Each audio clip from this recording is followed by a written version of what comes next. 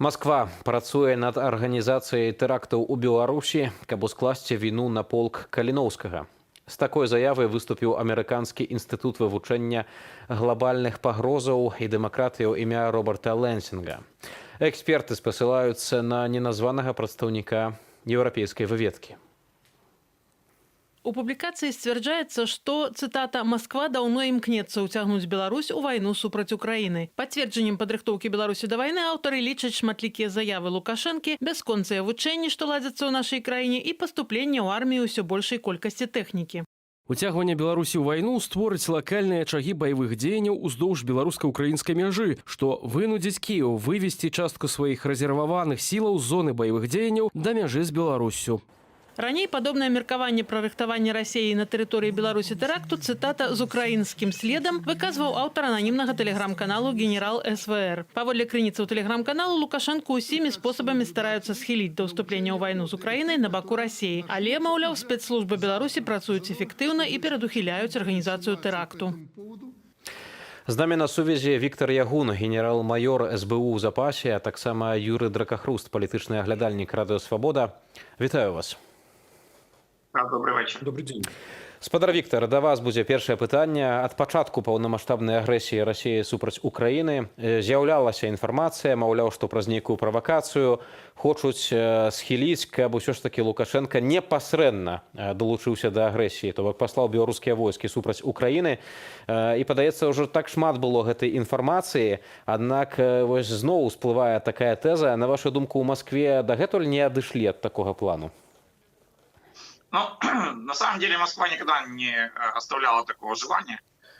И это было у нее всегда где-то запасным таким ключом, что вот у нас есть там плюс-минус 50 тысяч штыков, которые можно использовать в любой момент. Но любой момент они, наверное, очень слишком хорошо про себя подумали. Потому что я думаю, что Лукашенко точно не хочет воевать. Это однозначно. Он будет делать все возможное и невозможное, потому что он понимает ситуацию, которая на самом деле может произойти. А ситуация очень простая. Что такое войска, которые имеет Лукашенко?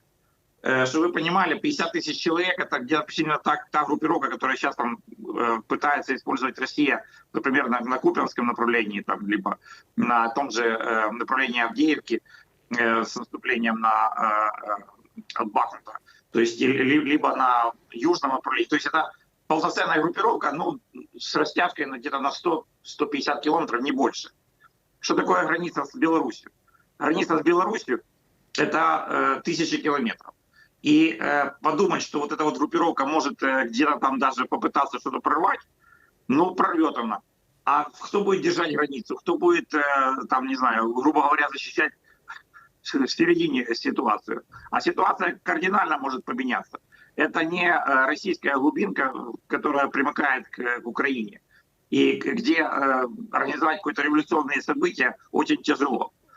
А давайте представим себе, что, ну, это ж можно как бы интерполировать, а давайте представим, что где-то будет наступать белорусская армия на Украину, а с другой стороны, например, полк Калиновского зайдет на территорию Беларуси. У КГБ и спецподразделений Беларуси хватит сил и на партизанскую борьбу, а это будет явная цель, потому что сейчас это не происходит, ну, потому что нет явных боевых действий. А такое может быть, как РДК зашло на территорию России и организовала там часть территории, фактически отбила от путинского режима, так и тут. И я думаю, что белорусы намного быстрее поддержат Калиновского, чем КГБ и лукашенских ментов. Поэтому они это все понимают. И очередной след, для чего Россия, что Россия может сделать? Россия может поменять ситуацию внутреннюю в Беларуси, организовать какой-нибудь теракт наподобие того, что организовал Путин в 2000-х годах, там, либо еще где-то. То есть просто попробовал обвинить Украину и сконцентрировав внимание людей в Беларуси на том, что вот вы имеете дело с государством-террористом, поэтому с ним надо воевать. Вот это вот их идея. Насколько она будет жизнеспособной, посмотрим. Спадар Юры, вось калі мы чытаем пра такія сцэнары аб правакацыі, маўляў, што вось можа быць тэракт, у якім абвінавацяць полк Каліноўскага альбо абвінавацяць Украіну, і тым самым, маўляў, могуць уцягнуць Беларусь у вайну. Але мяне здзіўляюць тут два моманты. Па-першае, мы ведаем, што нават прыхільнікі Лукашэнкі, нават яны выступаюць супраць удзелу Беларусі ў вайне.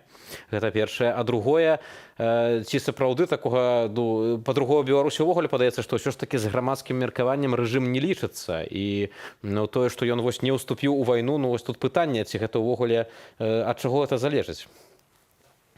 Ну, ведаеце, я сапраўды засяродзіўся как бы на вот этой крыніцы, на этой інфармацыі. І яна мне, па шчырасці, уяўляецца сумнеўнай. Па некалькіх прычынах. Адна з іх – это, скажем так, крэдытная гісторыя гэтага самага інстытута Роберта Лансінга. Вот я гляжу у себя в архіве, листопад 22 года, прогноз института Лансинга. Кремль рыхтуе ликвидацию Лукашенки и захоп контролю над белорусским войском. Сенс прогнозу: Москва ставит президентом Станислава Зася, представника Беларуси в ОДКБ, ён долучае Беларусь до России, белорусское войско вступает в войну. Листопад 22 года. У нас зараз, здаецца, красавік 24-го.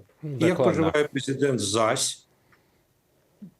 Як забіты Лукашенко, як Беларусь долучилася до войны. До того, что я, до речі, зверну увагу, вот эта информация про институт Лансинга, ни «Голос Америки», ни Deutsche Welle, ни BBC, ніхто її не повідомляє.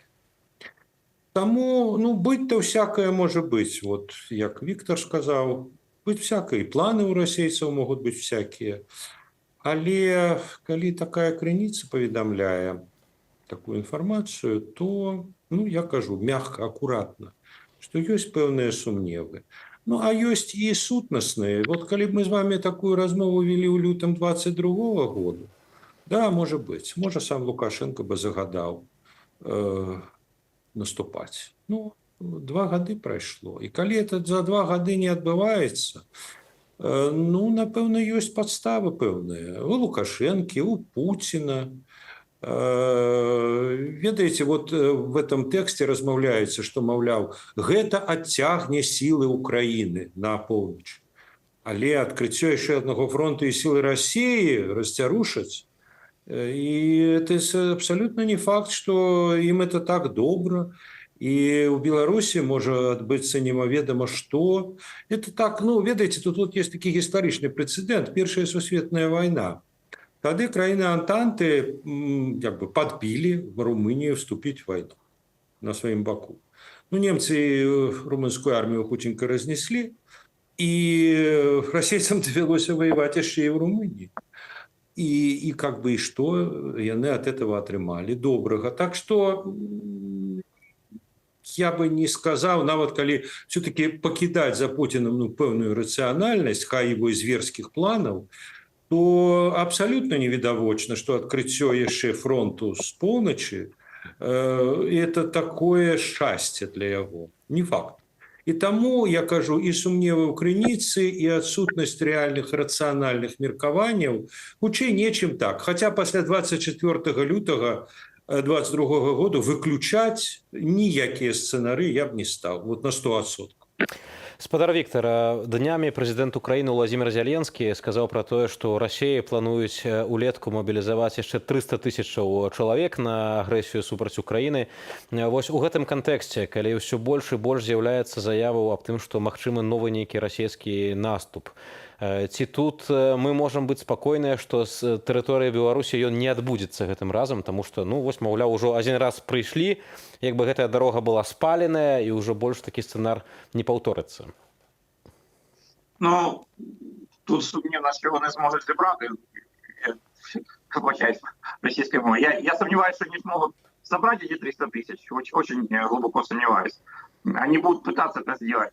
Но проблема же не в том, чтобы собрать этих людей. Проблема в том, что у них одновременно собрать где-то, накопить эти силы, чем-то их кормить, одевать, обувать и вооружить. Вот это проблема в России. И сейчас они работают фактически в топку войны. У них в месяц выгорает, то есть уничтожается украинскими войсками около 30 000 военных. это только тех, которые просто уничтожены. А еще плюс-минус сколько идет раненых, покалеченных. И все это в контексте, эти 300, которых они будут собирать, им приходится фактически кидать их на покрытие тех дырок, которые появляются на фронте. Поэтому, да, они пытаются где-то накопить эти силы, но у них пока что не получается. И использовать их через Украину, ну, мы уже говорили, что у них тактика в 22 году была совершенно другая. Они использовали тактику 68 года, когда они брали под контроль Чехословакию. То есть колоннами зашли, перепугали там всех, армия осталась в казармах, правительство было арестовано, а люди немножко митинговали на улицах и разошлись. Вот они на это и рассчитывали. Но столкнулись с совершенно другой реальностью. А это совершенно другая война, в том числе война фронтальная. А для фронтальной войны, только для взятия Киева, им потребуется не меньше 500 тысяч. Это как минимум, если не миллионная группировка. Откуда в России такое количество? Это не первая и не вторая мировая война. Это современная война, которой совершенно другие приоритеты, и они собрать такую группировку точно не сможет. Поэтому я думаю, использование белорусского маршрута, тем более, что наши уже давно готовы к этому и серьезно подготовились, там я не говорю про минирование, а там серьезные фортификационные сооружения строятся с 22 года, поэтому, хотят, попробуют, пускай пробуют, я сомневаюсь в этом. Спадар Юрый, вось вы, скажем так, выказваеце сумнеў у рэлевантнасці ўвогуле гэтай крыніцы, якая паведамляе аб тым, што могуць быць тэракты ў Беларусі, каб справакаваць рэжым Лукашэнкі да ўдзелу ў вайне супраць Украіны. Разам з тым, вось у гэтай натацыі ад інстытуту Лэнсінга гучаць такія словы, што, маўляў, Лукашенко рыхтуе насельніцтва ў Беларусі да вайны, і у пацверджанне яго выказвання з нарады ў горані, дзе ён кажа, што мы сапраўды трэба быць гатовым да вайны. Мы тут у Беларусі, беларусы часто, скажем так, привыкли до того, что слово Лукашенки часто ничего не значит, что это некое такое пустословие, что он у одним сказе может сказать одну фразу, а уже у наступным сказе сам себе суперечить. Але ці у гэтым выпадку гэта так, ці сапраўды Лукашенко рыхтуе беларусаў да рэальнай войны? Видите, вот тут слово «рыхтуе», оно насамрэч двухсэнсоўнае, і я думаю, што он свядома эту двухсэнсоўнасць выкарыстаў, і ён ведаў, якую частку яго словаў вырвуць з кантэксту медыа.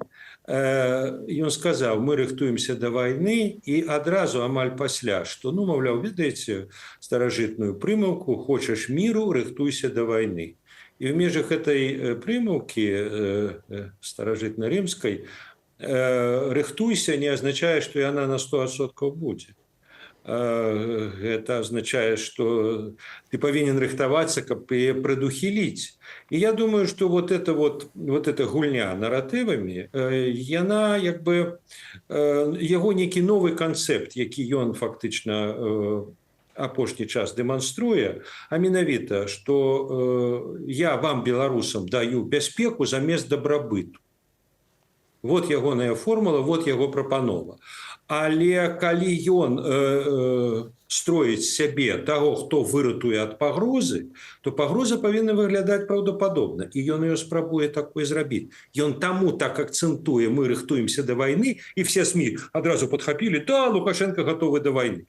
А потым вайны не будзе. І он скажа: так хто вас уратаваў? Каму вы павінны казаць дзякуй, а не пра цэны думаць, там заробкі і ўсё іншае? Я вас уратаваў. Да, сказаў, мы рыхтуемся, каб забяспечыць мір, і я вам его дам.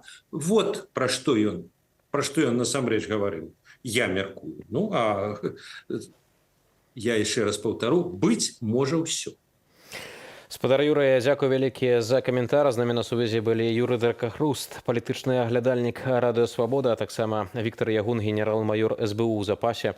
Дзякуй вялікі за гэтую размову.